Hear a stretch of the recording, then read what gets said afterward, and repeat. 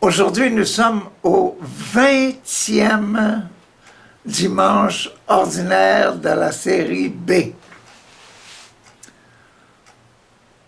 Le 20e dimanche ordinaire de la série B. Et nous sommes, il utilise encore, la série B, c'est les séries de Saint-Marc. Mais pour le dimanche, ça fait quelques dimanches qu'on est dans l'oiseau de Saint-Jean. L'oiseau de Saint-Jean. Et nous sommes dans les plumes, le chapitre 6, les plumes de l'aigle. 1, 2, 3, 4. Nous avons vu les plumes du milieu qui sont dans la queue de l'aigle, la queue du pigeon. Et puis, la semaine passée, nous étions au numéro 5. Jésus disait, le numéro 4, Jésus disait, je suis le pain de vie. Numéro 5, il insiste encore. Je suis le pain de vie. Et numéro 6, aujourd'hui, on va être dans le numéro 6, là. L'avant-dernier, probablement que dimanche prochain, on sera dans le numéro 7, là. Dans les ailes, dans les plumes, dans les plumes des ailes. 1, 2, 3, 4, la queue. 5, 6, 6, 5, 6, 6, c'est aujourd'hui. Donc, la partie des ailes, c'est une partie importante, là. La force de monter. La semaine passée, j'ai oublié de vous dire là, que, vous avez remarqué, on était dans la queue. Et la queue, c'est ça qui tient l'oiseau dans l'air. S'il n'y avait pas un avion qui n'a pas de queue, ou bien un oiseau qui n'a pas de queue, il n'ira pas haut. Il a besoin de la queue pour la stabilisation. Donc, le numéro 6 aujourd'hui, on est là. Le numéro 6...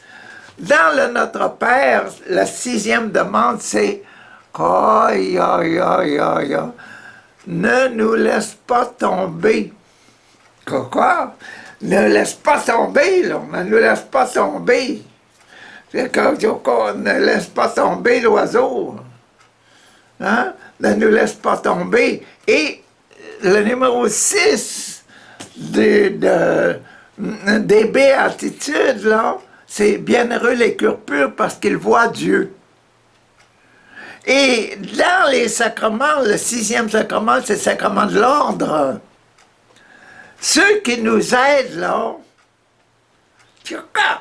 ceux qui nous aident à voir Dieu. Quand vous étiez petit, là, qui vous aidait à voir Dieu? Qui vous a aidé à faire vos premières prières? C'est vos parents. Si les parents ne sont pas pieux, ces parents ne prient pas, tu vois, quel genre d'enfant, qu'est-ce que tu vas avoir? Donc, c'est la prière, c'est les ailes, là. Les ailes, l'éducation. Donc, le sacrement de l'ordre, le sacrement des parents, le sacrement de le papa et la maman qui choisissent d'être papa et maman, qu'est-ce qui va arriver? Ben, il va avoir un petit enfant. Probablement, la plupart du temps. S'il n'y en a pas d'enfants, souvent c'est à cause de la maladie. Les parents qui sont malades, là, la maman qui est malade, comme celle qui a touché le vêtement de Jésus pour être guérie de son flux de sang, elle ne pouvait pas donner des enfants parce que le sang l'empêchait. Elle avait des hémorragies internes. Donc, elle ne pouvait pas avoir des enfants. Donc, c'est ça, là. Ou bien ils sont malades comme ça, ou bien c'est le système qui ne fonctionne pas. Donc, il y a une maladie. C'est une maladie. Donc, c'est le numéro 6, c'est sacrement du choix.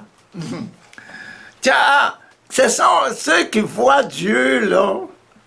Nous autres, quand on est petits, On dit nos prières, blablabla, Ave Maria, je vous salue Marie, pleine de grâce, Seigneur avec vous, notre Père qui est aux cieux, que ton nom, je crois en Dieu, le Père Tout-Puissant, Créateur du ciel et de la terre.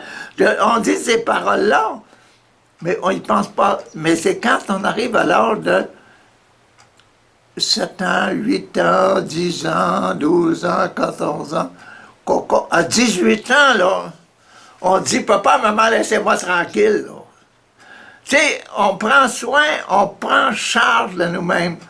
Lorsque on évolue dans notre vie, là, on prend charge, tu sais, à cause de l'éducation que l'on a reçue, on a été mis dans une bonne terre chrétienne, là, dans une bonne famille chrétienne, donc on devient des gens priants automatiques, mais on casse l'automatique quand on vieillit, on devient personnel. Et c'est là qu'on commence à grandir vraiment dans l'esprit de Jésus. On peut dire, c'est moi qui choisis, là. C'est moi qui choisis. Donc, le numéro, quand on dit ça, là, c'est moi qui choisis, c'est là le sacrement du choix. Je choisis. Et c'est pour ça qu'on a des gens qui choisissent d'aller devenir un prêtre, devenir une sœur, devenir un ministre, devenir un soldat, devenir un papa, une maman, etc. C'est ça, le fait des choix. Ça, c'est le temps, c'est le choix, le choix, le choix, le choix. On ne se laisse pas tomber notre foi. Papa ne nous laisse pas tomber dans le numéro 6 de notre Père, là. C'est ça. Papa ne nous laisse pas tomber dans les tentations. Aide-nous à être purs toute notre vie comme Jésus. Donc, c'est le fait de voir Dieu, le fait de voir Dieu. Et c'est ça qu'est le numéro 6. Le numéro 6, c'est le temps du choix. Ça peut être le choix de la vocation, ça peut être le choix aussi d'écouter la parole de Dieu, ça peut être les choix, les joies. Et quand c'est des choix spirituels, c'est les choix de la vie surnaturelle, de la vie éternelle, de la vie divine, de la vie spirituelle. Bon, c'est ça, là, important du numéro 6, c'est les cœurs purs, les cœurs qui essaient d'être sans péché, de toujours choisir ce qui est bien aux yeux de Dieu. Les hommes, là, occupez-vous de vos affaires. Maintenant, je suis rendu assez vieux, je peux choisir. C'est ça, le numéro 6, choisir de voir Dieu dans notre vie. C'est ça, le sacrement de l'ordre. Mettre les choses en ordre, voir Dieu dans ma vie, puis le reste des choses, là, il s'organise dans notre vie. Ça devient en ordre, ça met de l'ordre dans notre vie. Mais le sacrement de l'ordre, vu par nos catholiques, là, c'est le sacrement de l'ordination, c'est plus mécanique, ça. C'est le sacrement de vue, vision, voir avec dans la société. Tandis que voir Dieu en réalité, c'est ma conscience et ma prière. Voyez-vous? Donc, le sacrement de l'ordre, là, c'est le sacrement de l'ordre dans ma conscience, par mes prières puis par mes actions. C'est ça, le sacrement de l'ordre, vu au point de vue chrétien, là. Point de vue chrétien. C'est pour ça que le Jésus, il a dit à ses apôtres, hein, je m'en vais, là. Vous allez pleurer parce que je ne serai pas là, mais vous allez toujours sentir que vous me voyez. Parce que vous m'avez connu, puis vous voulez vivre comme moi, vous voulez maintenant réaliser dans votre vie cet amour que j'ai pour vous autres et pour les autres, là.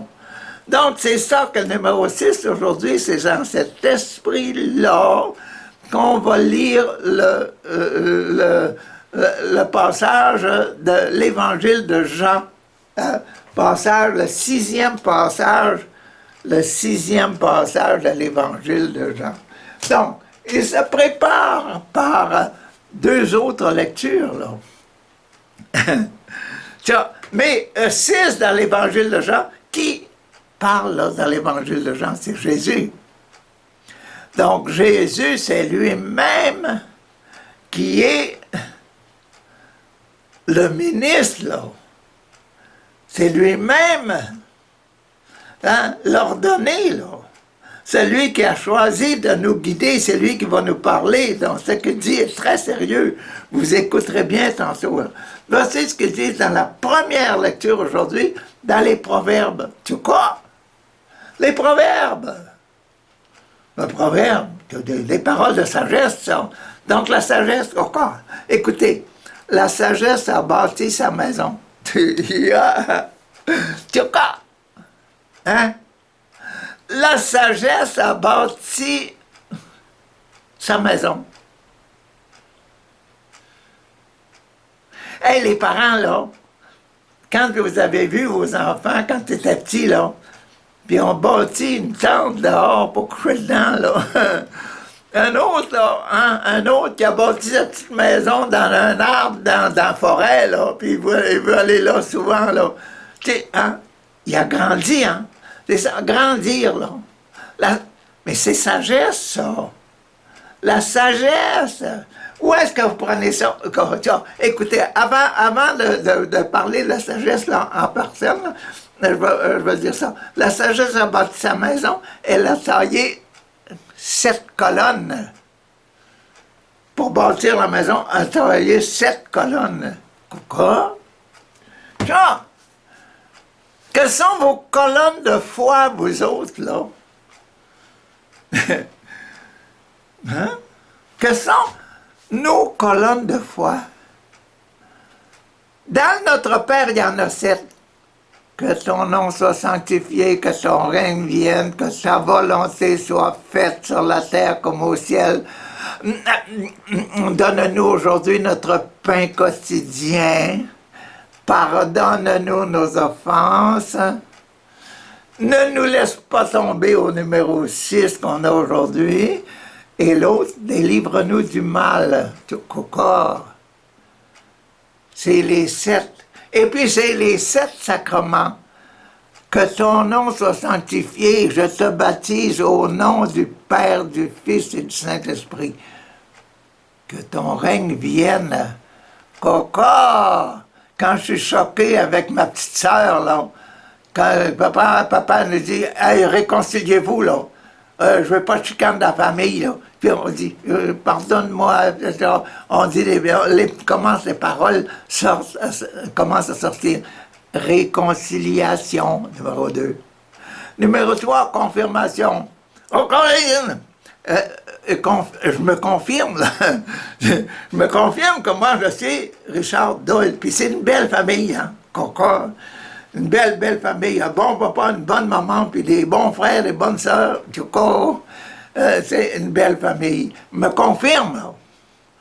Hein? Dire du bien de soi, puis avoir la foi de ce que je suis, puis me faire confirme chrétien. Je le sais, mon Notre Père, je le sais, mon Je vous salue Marie, je sais, je crois en Dieu, je sais, gloire soit au Père, au Fils, Saint-Esprit, je sais, et la sagesse, là, la sagesse, l'intelligence, le conseil, la force, la science, la piété, la crainte de Dieu. Quoi, certes. Quoi, sagesse, c'est le premier. C'est le baptême. Quoi? Quand vous avez découvert que votre enfant, là, il a commencé à faire quelque chose d'important dans la famille, imaginez-vous, il a commencé à travailler, couper le gazon. Il a demandé, « Maman, peux-tu aller couper le gazon? » Maman dit, « Bien certain, hein? Maman, je vais rentrer du bois. » OK, il va rentrer du bois pour chauffer le poêle. Nous autres, à ce temps-là, aujourd'hui, c'est... Hein, il y a toutes sortes de choses. Hein? Maman, permettez-vous, papa, permettez-vous de regarder la télévision? Il dit, permettez-vous de changer le poste de télévision? Là, je voudrais voir des enfants, je voudrais voir quelque chose de plus intéressant que ce que vous regardez, vous autres. Tu sais, la vie familiale, puis tout ça, là, ça c'est la confirmation. L'Eucharistie, c'est le milieu de nous aujourd'hui, notre pain de ce jour, ça c'est le pain, le pain que le papa a porté à la table, pas juste la nourriture, l'eau, le vin, les différents, les petites différentes liqueurs, les nouvelles chemises, les nouveaux souliers, les nouvelles culottes, les nouvelles jupes, des choses comme ça, les pendants d'oreilles, ça qui arrive là, à mesure qu'on vieillit. Hein? Donc tout ça, c'est les délicatesses des parents. La vie en famille, ça c'est l'Eucharistie, ce qu'on vit en famille. Un enfant qui vieillit un peu trop vite, là, puis à 16 ans, il commence à faire des bêtises, puis il se dit dans son cœur, là, papa, je t'aime plus, maman, je t'aime plus, t'es trop exigeante, vous êtes trop exigeants, papa et maman, etc. C'est ce qu'on a dit à l'église à ce moment donné. Hein. Vous êtes trop exigeants, etc. La dîme, puis ces affaires-là, puis la messe du dimanche, perché mortel, puis et là, tiens, ça, c'est... quand on vieillit, on change, on devient plus autonome. La vie familiale, la vie eucharistique, là, elle devient dure. Puis là, on veut se sauver, comme l'enfant prodigue qui est sorti de la maison, il n'en voulait plus. Il dit, papa, donnez-moi ma part d'héritage. On sait qu'est-ce qui est arrivé. Puis l'enfant, en fin de compte, le frère va dire, j'ai fait le fou, j'ai fait le fou, j'ai fait le fou. Papa, je m'en reviens. Puis là, le papa qui l'a accueilli. C'est ça, là. Donc, il passe par le sacrement numéro 5, sacrement de la miséricorde. Pitié de moi, papa, pitié de moi. C'est numéro 5. Pardonnez-nous nos péchés, numéro 5, dans notre Père. Sacrement des malades. Malade dans la tête, ou bien malade dans le cœur, ou bien malade dans la peau, dans la chair, là. Ça ressemble toutes à des maladies que Dieu n'aime pas. Que Dieu n'aime pas quand quelqu'un qui est malade.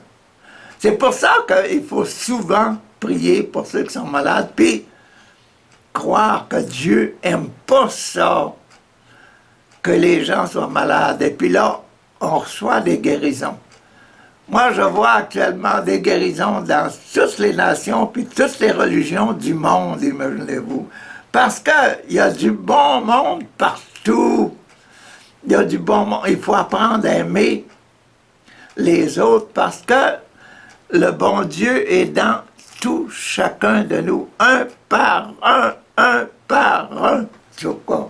Et c'est pour ça que il y a tellement de bonté. Donc, les sept colonnes, là, sont les 7 sacrements. La sagesse, c'est ça qu'on dit ici, là. La sagesse a bâti sa maison, elle a taillé 7 colonnes. Et la première colonne, là, c'est la colonne de la sagesse. La sagesse, là, pour nous autres, là, pour n'importe qui, vous, moi, que vous ayez n'importe quelle religion, là, la sagesse, c'est d'être enfant de Dieu. Et c'est sur ce pilier principal-là qu'est bâti tout le reste, le sacrement du baptême. Je te baptise au nom du Père et du Fils et du Saint-Esprit, là. Au nom de l'Esprit, au feu de l'Esprit, là. Ça, au feu de l'amour de Dieu, là, c'est ça qui est la sagesse. Si vous êtes plein d'amour, vous allez rencontrer Dieu, vous allez voir Dieu. C'est la sagesse. Donc, la sagesse baptismale est 7 colonnes. Il faut vous demander que ça, vos 7 colonnes. Vos 7 colonnes personnelles là, de votre foi. Je vous laisse du temps, là, parce que je dis votre foi, pas juste les catholiques qui doivent se demander ça.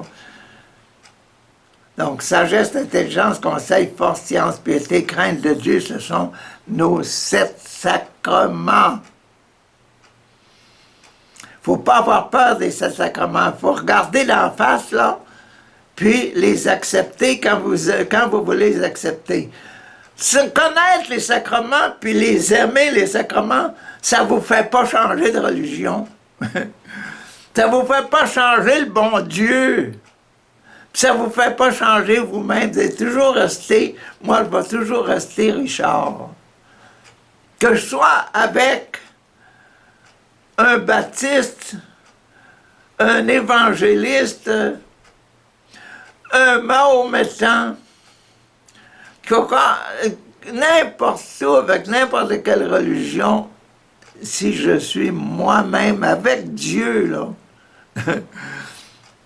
le fait d'avoir un cœur pur, là, c'est de voir Dieu. Que vous soyez n'importe où, que vous soyez dans vos toilettes, ou bien que vous soyez dans un avion, ou bien que vous soyez dans une église, dans une cathédrale, là, c'est pas l'endroit qui change ça. C'est pas l'endroit qui vous fait enfant de Dieu, là. C'est vous, ça. C'est vous, puis la façon que vous regardez vous-même. Regardez à l'intérieur de vous-même, là, qui vous êtes. Oh, c'est ça qui change, là. Si vous dites, moi, je suis un amoureux de la vie de Jésus, que Maman Marie a bien expliqué avec Jean, là, quand elle était avec Jean à Éphèse, puis dans ses paroles, comment on dirait ça, là, ces paroisses, là, ces communautés chrétiennes, là, du temps, hein? Maman Marie, elle devait être très éloquente quand elle parlait de son enfant Jésus, qui avait jamais commis un péché, qu'elle n'a jamais vu dans le cœur de son Jésus quelque chose de douteux ou bien quelque chose de mauvais, là, désirer faire quelque chose de mal. Non, non, on n'a jamais vu ça. Elle voyait ça seulement des gens d'à côté, puis elle pouvait rectifier tout le monde à cause de son Jésus. On va voir ça encore, on va continuer. Dresser, bon, elle a tué les bêtes, elle a préparé son vin, puis elle a dressé la table. La sagesse a envoyé ses servants et servantes, allez, là, allez.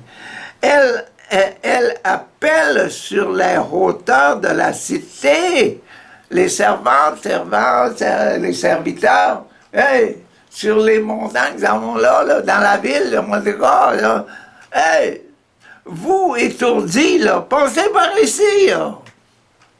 Vous autres, les étourdis, là, passez par ici. Nous autres, on est avec la sagesse, là. Venez goûter à la sagesse.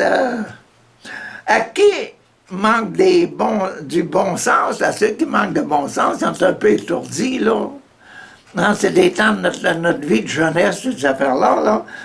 Ou bien notre vie quand on addict à l'alcool, puis ces affaires-là, là, on a perdu de cocoton. Bon, venez, à qui manque de bon sens, elle dit, venez manger de mon pain et buvez le vin que j'ai préparé, moi. La sagesse, là, Jésus qui dit ça, là. Venez manger de mon pain. Il dit, c'est mon corps. C'est ça qu'on a vu ce matin, c'est ça qu'on va voir encore aujourd'hui. Hein? Dans le troisième, dans l'Évangile. Bon. Et venez manger de mon pain, venez buvez le vin que j'ai préparé. Quittez votre étourderie. Et vous vivrez. Prenez le champ de l'intelligence, là. Sagesse, intelligence, conseil, force, science, piété, crainte de Dieu. Les 7 dons de l'Esprit Saint. Hein? Tiens! La sagesse, l'intelligence, le conseil, la force, la famille, hein? La piété, la crainte de Dieu. La science, connaissance du bien et du mal, etc. La piété, la crainte de Dieu. Donc, c'était ça qui était la première lecture, non? Dans la sagesse, dans le baptême, le fait de devenir enfant de Dieu. Que vous soyez musulman, que vous soyez pentecôtiste, que vous soyez catholique, que vous soyez agnostique, incrédule, devenez sage en devenant enfant de Dieu comme Jésus. Imitons Jésus-Christ. Deuxième lecture, la lecture de Saint Paul apôtre aux Éphésiens. Encore les Éphésiens, les amis de Paul et de Maman Marie, les premières familles chrétiennes que Maman Marie a eues avec Jean. Les premières églises, le premier groupe de chrétiens que Maman Marie a eu avec Jean. Je veux dire qu'ils ont dû être chanceux de se faire expliquer c'était qui Jésus. Par Maman Marie, la maman de Jésus. Pourquoi? Et c'est le numéro 5. Numéro 5, numéro 4, le ventre, 5, le génital, c'est-à-dire la miséricorde, le pardon. Prendre la pilule, prendre des pilules pour enlever les maladies, enlever le mal, etc. Bon. Prenez bien garde à votre conduite. Hein? Ça, c'est bien numéro 5, hein? Prendre soin de soi-même, là. Nous guérir, là. Guérissons-nous, là. C'est bien le sacrement des malades, c'est le numéro 5, ça, le sacrement des malades. C'est ça, hein? Prenez bien garde à votre conduite. Ne vivez pas comme des fous. Faites pas le fou, hein? Mais, comme des sages, la sagesse de tantôt, là. L'enfant de Dieu, comme des sages enfants de Dieu. D'accord? Comme des sages. Tirez parti du temps présent, car nous traversons des jours mauvais. Hein? Tout le monde le dit. Tout le monde le sait. Tout le monde le dit. Puis tout le monde en a peur des jours mauvais. Bon. Ne soyez donc pas insensés, s'il vous plaît. Mais comprenez bien quelle est la volonté du Seigneur. La volonté de Dieu, l'Esprit Saint, le Père, le Fils, le cœur, l'amoureux, et le Saint-Esprit, le troisième, l'amour. L'amoureux et l'amour en action. L'amour en action, l'amour qui guérit les corps, l'amour qui guérit les mal dedans, les yeux, les oreilles, etc., qui guérit la douleur, qui guérit les relations sociales, qui guérit toutes sortes de choses, là. Hein? Ce qui est mauvais, qui chasse le mauvais. Donc, comprenez bien quelle est la volonté du Seigneur. Ne vous enivrez pas de vin. Du coup, non.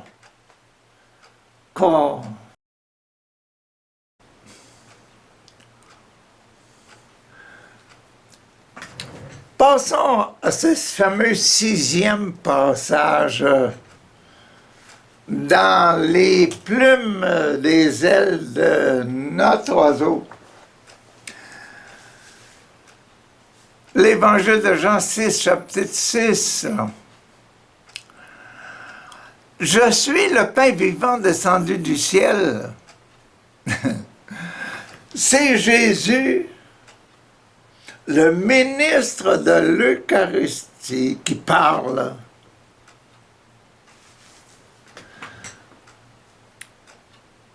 Il dit la vérité, il dit ce qu'il connaît, il dit ce qui se passe, il parle en tant que fils de Dieu officiant à l'Eucharistie.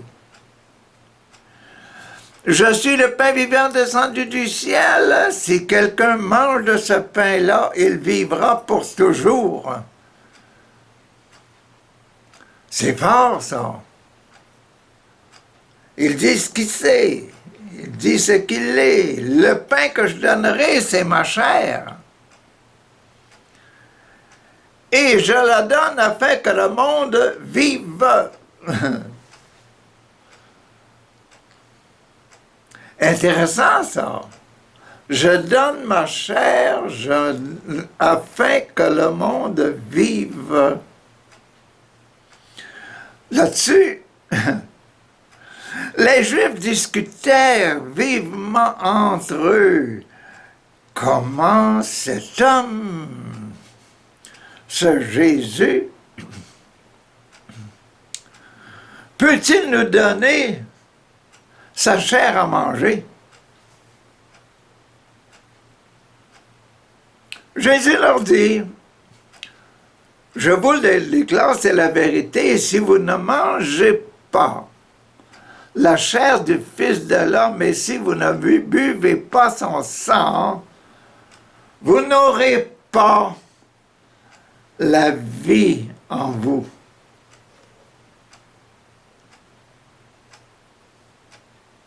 Celui qui mange ma chair et boit mon sang a la vie éternelle.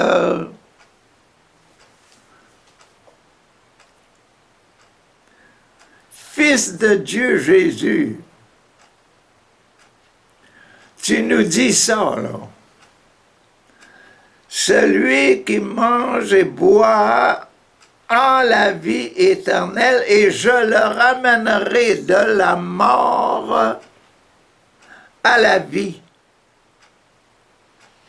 au dernier jour, à la mort, là, lors de notre mort physique.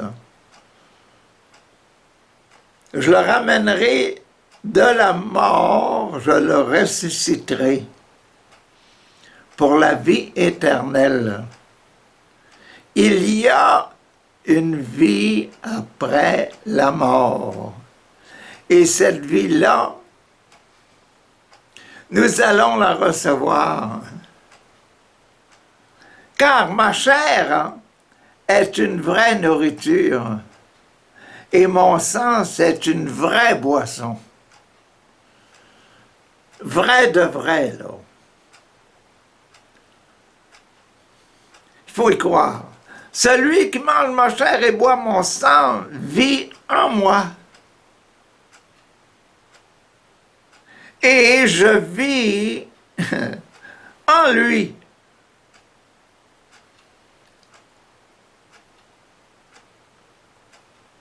Le Père qui m'a envoyé, moi, il est vivant et je vis par lui. Je vis parce que il m'a donné la vie dans le corps de ma maman.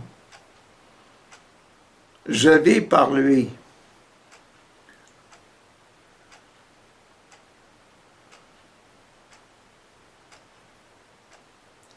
De même, celui qui me mange, il vit par moi. Il vit parce que je donne la vie.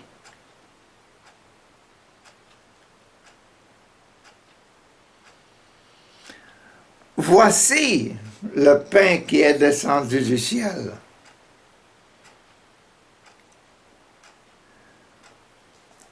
Il n'est pas comme celui qu'ont mangé nos ancêtres, ils sont morts. Celui qui mange ce pain vivra pour toujours. Jésus prononça ces paroles alors qu'il enseignait dans la synagogue de Capernaum. Il dit ces paroles lorsqu'il enseignait dans la synagogue de Capernaum, dans l'église de Capernaum, dans la construction de l'église, construction de Capernaum, la synagogue. C'est lui qui disait ce qu'il est et ce qu'il est capable de faire. Et ce qui se fait tous les jours. Quand quelqu'un meurt, Jésus le ressuscite et le fait passer de la mort à la vie. Extraordinaire, hein? Pour Jésus lui-même nous dire ça, et c'est dans les ailes de l'oiseau, ça.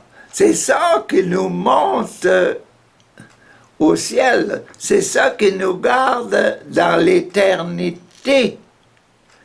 C'est cette mystique-là, ce mystérieux, ce mystère-là qui s'accomplit lors de notre mort.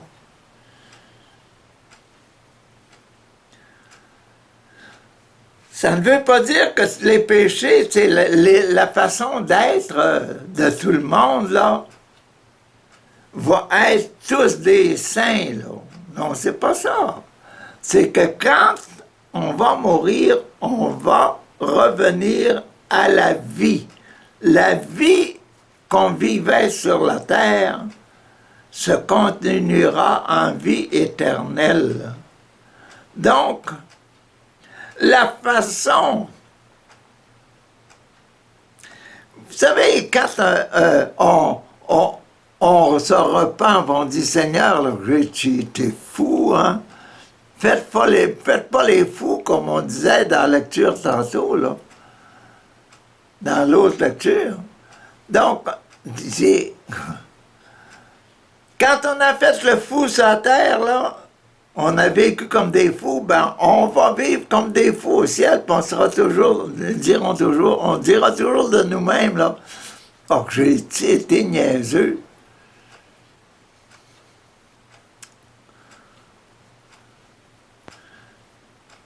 Quand sur la terre on fait le fou, puis on commence à pleurer, puis on dit, c'est parce qu'on se regarde à l'intérieur de nous-mêmes, là. Mais quand on va mourir, on va toujours se voir dans cet état d'âme que nous avions avant de mourir. On va voir la vie, mais une vie, comme on dit dans l'Écriture, où il y aura des pleurs et des grincements de langue,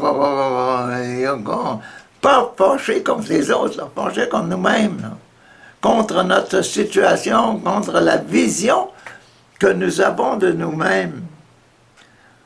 C'est pas l'histoire d'avoir peur, là, de vous faire peur avec ça, non, non.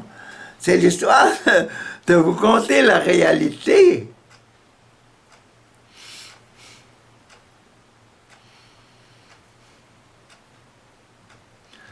Quand on a un gros accident, puis on meurt dans l'accident, ben l'auto là, reste toujours comme ça, reste toujours tout démantibulé.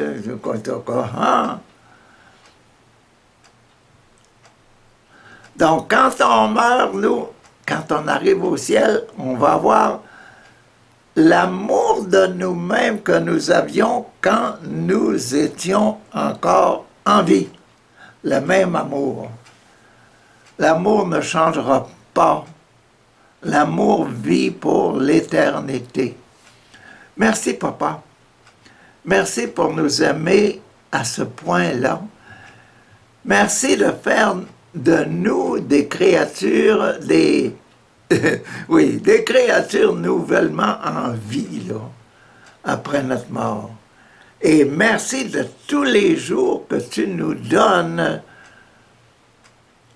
pour nous aider à nous perfectionner, à être de plus en plus semblables à Jésus. Merci, Papa. Donne-nous donne-nous cette fidélité-là. Donne-nous ça à cause de Jésus. Enlève de nous notre entêtement à ne pas comprendre, là. Donne-nous un cœur pur, un cœur ouvert, un cœur compréhensif, un cœur amoureux de nous-mêmes et amoureux des autres, de sorte qu'on fasse du bien à tout le monde et qu'on soit heureux pour l'éternité. Amen. Alléluia.